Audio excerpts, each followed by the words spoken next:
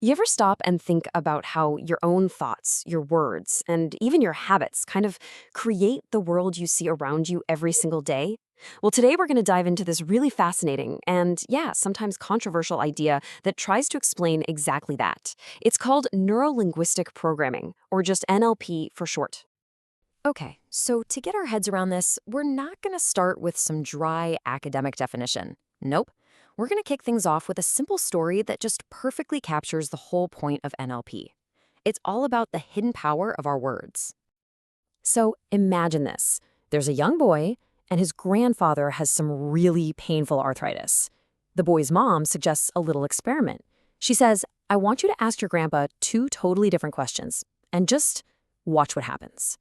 So first, the boy walks up and asks, Opa, how is your arthritis today? And boom, you can see it instantly. The old man's face just winces. He says, oh, it's bad today. I can barely move my fingers. And just like that, his whole focus, his entire being, is zeroed in on the pain. His posture slumps, he's completely absorbed in that negative state.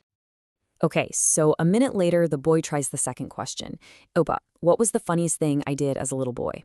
And the change is incredible. The old man's face just lights up. He starts laughing, remembering this time the boy played Santa Claus and got powder all over the bathroom. The pain, it's gone from his mind. His whole physical state has shifted. He's back in a moment of pure joy.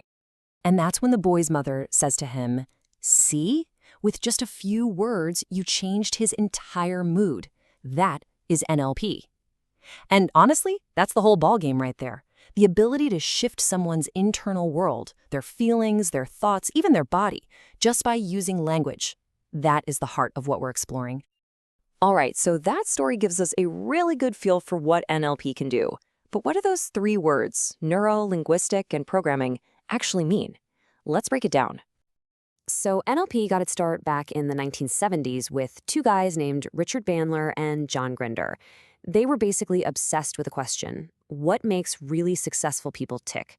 You can kind of think of NLP as a user's manual for the human brain. It's a way of looking at the structure of how we think and how we experience the world around us. First up is neuro. This is all about your brain and your nervous system. It's the idea that everything you've ever experienced gets filtered through your five senses and processed by your brain. This is what creates your own totally unique map of the world. Next is linguistic. This part is about language, and not just the words you say out loud. We're talking body language, tone of voice, the whole package.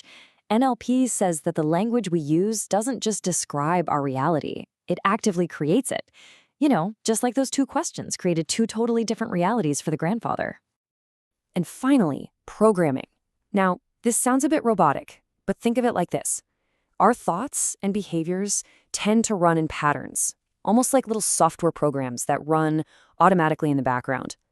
The big claim of NLP is that if one of those programs, say a bad habit or a fear, isn't working for you, you can actually update it, you can change the code. So, if our habits and thoughts are the software, what's the operating system? Well, NLP is built on this foundation of core beliefs, or guiding principles.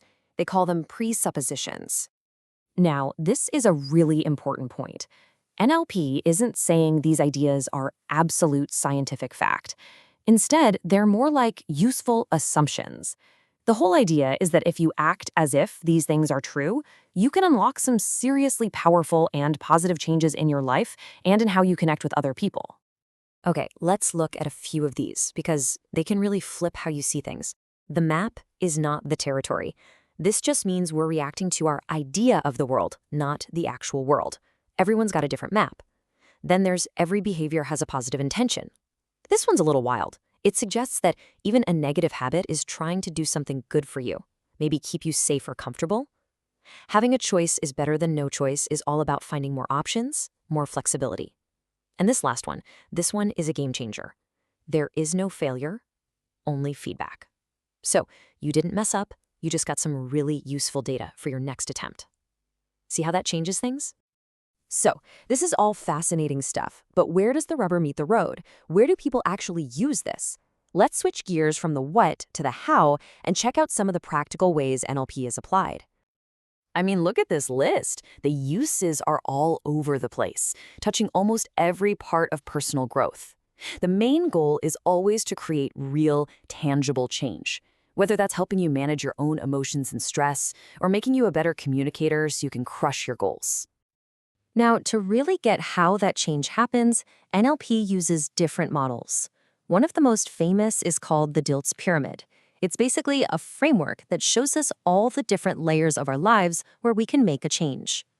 So this pyramid shows us that not all change is created equal. I mean, look at the bottom. Sure, you can change your environment or change a specific behavior, and yeah, that can help. But the real magic, the real leverage, is at the top. If you change a core belief you have, or you shift your actual sense of identity, well, that change just cascades all the way down. It'll automatically change your skills, your actions, and everything else. It's all about finding the most powerful lever to pull. Okay, so as we start to wrap this up, it's really important that we look at the whole picture here, and that includes how NLP is seen by, the wider scientific world. Because there really are two sides to this coin. On one hand, you've got millions of people around the world who swear by NLP. They use it as a practical toolkit for coaching, for communication, for real personal change. But on the other hand, you have to know that a lot of people in the scientific community call it a pseudoscience, basically saying its big claims just haven't been proven by strict scientific research. So where does that leave us? Well, the point here isn't really to decide if it's a perfect science or not. The true value of NLP, for many people, is that it gives you a different map to look at your own mind. It gives you a language and a set of tools to start exploring your own internal programming and ask, hey, is this actually working for me? And that brings us to the final question for you. If your life is basically the result of the mental programs you run day in and day out, if your thoughts are literally the code that dictates your experience, what's the very first line of that code you would choose to rewrite?